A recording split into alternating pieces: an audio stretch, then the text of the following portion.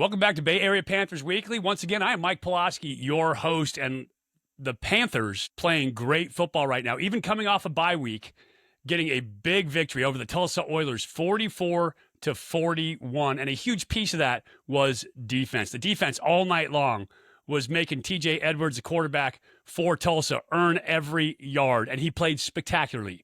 But in the end, he wasn't quite up to it as the defense got a big takeaway to seal the game. And the man that got that interception is here with me today.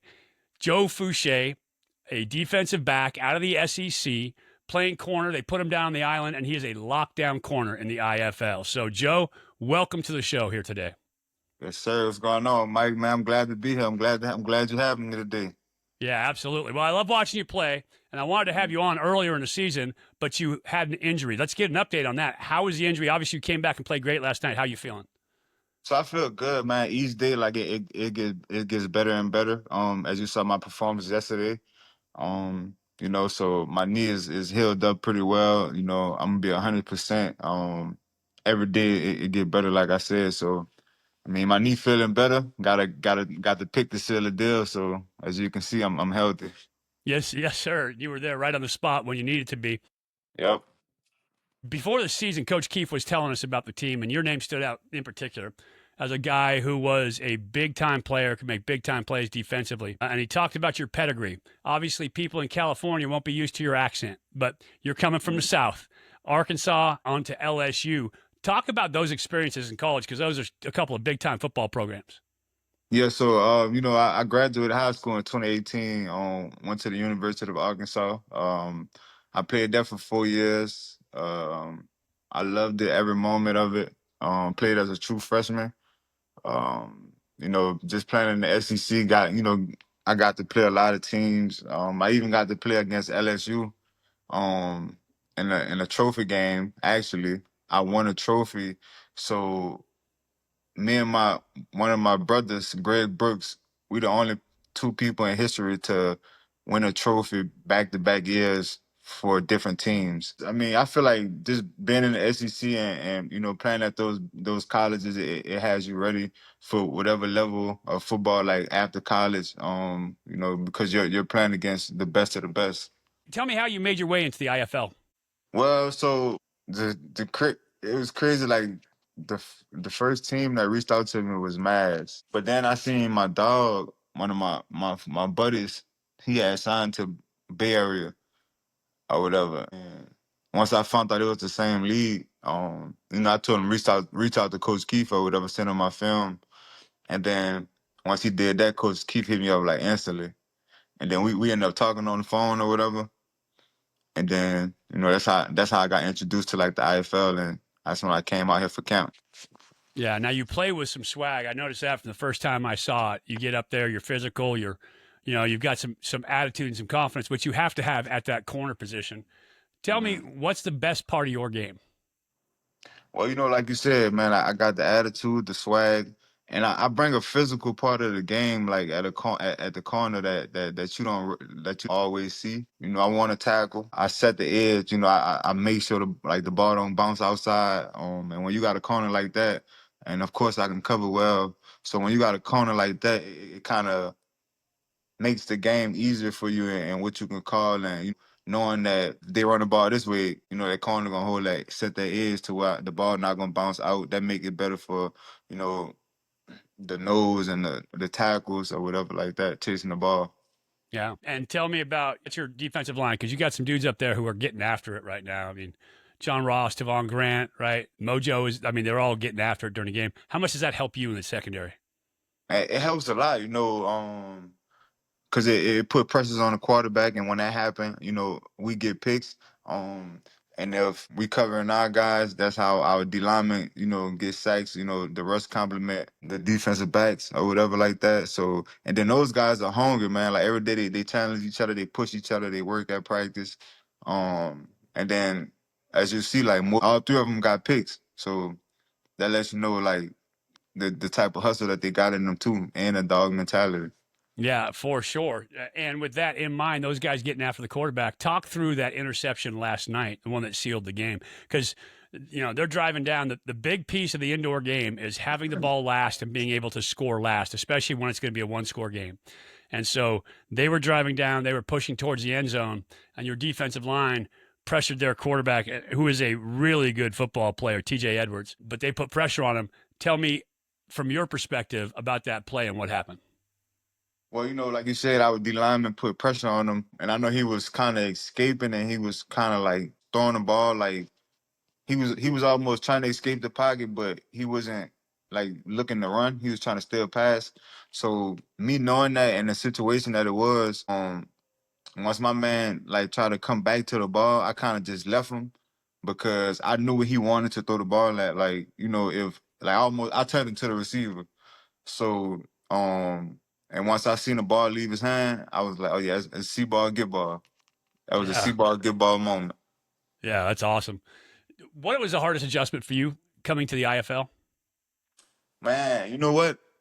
Like I tell a lot of people, it wasn't hard to adjust. Cause Coach Keith, he always say he an over talker. It's kind of a good thing, cause like my first year, I knew every rule. I knew everything I needed to know about the rules of the indoor game coming from outdoors.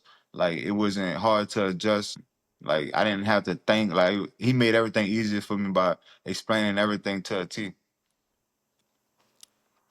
Yeah, now we talked about you being from New Orleans, and my partner Kevin Richardson, who does the games with me, asked you in our last conversation on the phone which place had better food. Was it New Orleans? Was it the South? Or was it out here in California?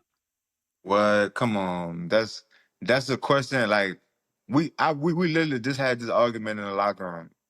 You could Google the best food in the world. Well, I'm not gonna say the world, the United States, and New Orleans is gonna be number one. It's pretty good. It's I've been down there a bunch, proven and fact.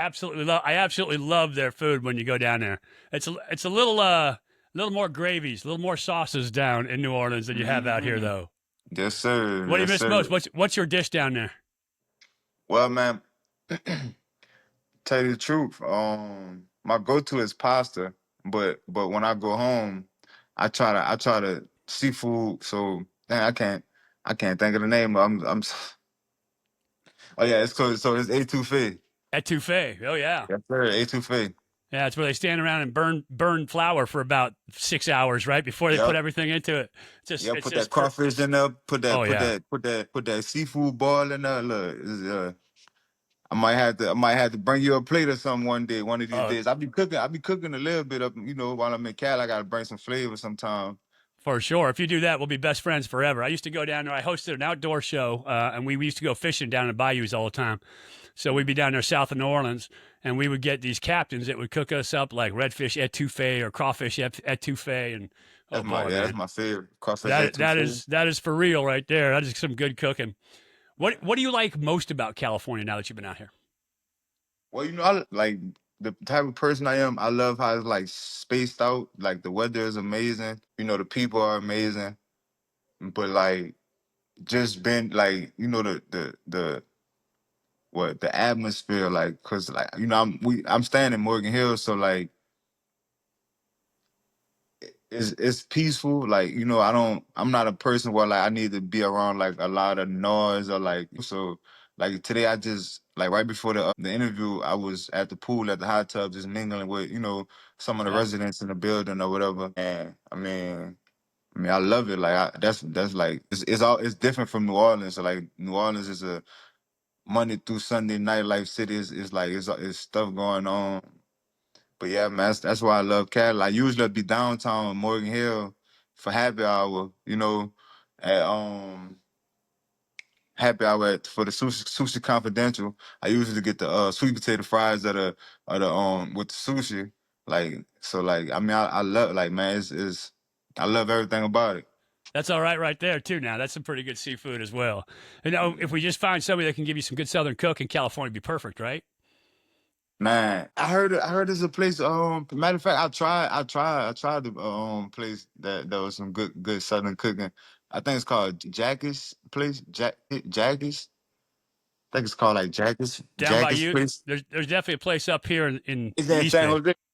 Yeah, Yeah, for sure. You can find it. You just got to go hunt for it. So Hmm. what is your goal now in the IFL? Obviously, everybody's trying to get to the next level, next league. What's your process? What's your goal at this point? Well, so a goal of mine, because this year I want to say I want to let up like one touchdown. I'm trying to keep it at one. Definitely trying to get some more picks than I did last year. I got three. I have three right now. Last year I had six, so I'm trying to finish with more picks than I did last year. And I want to be on the first team IFL. And last year I think I was second team for rookies. So this year I want to be first team, man, and winning championship. Yeah, big time. And you got some games. You got some games coming up. You got a couple opponents who the championship may go through for your guys. You play in Vegas next week, and so that's a big time game. They've knocked off Arizona so far this year, right? They beat San Diego, just beat Northern Arizona. So Mhm. then you've got Arizona coming back, and that's the team in the West. The Panthers and Arizona are the two big dogs in that Western Conference. And so, talk about Uh, your next upcoming games and what they mean in terms of a playoff run. I mean, every game we play, the goal is to go 1-0. But this Vegas game, man, it's gonna be because we played them last season. I believe we lost. So this is almost gonna be like one of them games to where it's like we owe them from last season. Then we, by them coming off oh no, I'm thinking about Jacksonville beating up Vegas. But so yeah, so just disappointed, man. I know they're gonna come out playing hard, and I know we just gotta come out and do what we do. And then, like I said, we owe them some get back from last season, man. So it's gonna be a good one. Yeah, and then Arizona the week after that, right? You already dropped one down in their place. They got to come up to your place now. Talk about that Arizona game and what that's going to mean. Yeah, so I feel like every time we play Arizona, it's a good matchup. It's a good game. As far as like it reminds me of the outdoors games, like almost like one of those games where you know Bama versus LSU Yeah. of the IFL league, man, because it's a physical game. It's an intense game. It always come down to a play. Whoever win a play at the moment, that's determine whoever win the game. Yeah, no doubt Um, about it. And they're a good team. They've shown it, right? So beating Northern Arizona, beating San Diego, beating they're just a really, really good football team. Obviously, they took it last time down at their place. And so I think that's the big marquee matchup. Right now, league coaches poll have them ranked number one. Have you guys ranked number two, but you are first place. And so we're gonna have to see what that poll turns into this week coming out because and I that was a think big I win. think I think we won. I think we won first place, huh? Because after yesterday, I believe, huh? You're first place in the Western Conference, but the coaches poll last week had them as number one. Oh, So we're gonna have to see what the coaches have to say this week. what the coaches had to say. Okay, okay. We're Yeah, gonna that's see what right. the But coaches say. yeah, you guys take over that first place spot, and it's big time, Joe. I appreciate you coming on with me here today. Next week, Panthers are on the road this weekend, June 14th at Las Vegas. As we said, game time kicks off 6:05 here Pacific time. You can catch our pregame, Kevin Richardson and myself, starting at 5:50 right here on KMBR 1050. When we come back, we're going to switch over to the offensive side of the ball. We'll be talking to wide receiver BK Smith about his journey to get back with the Panthers. That's coming up after this.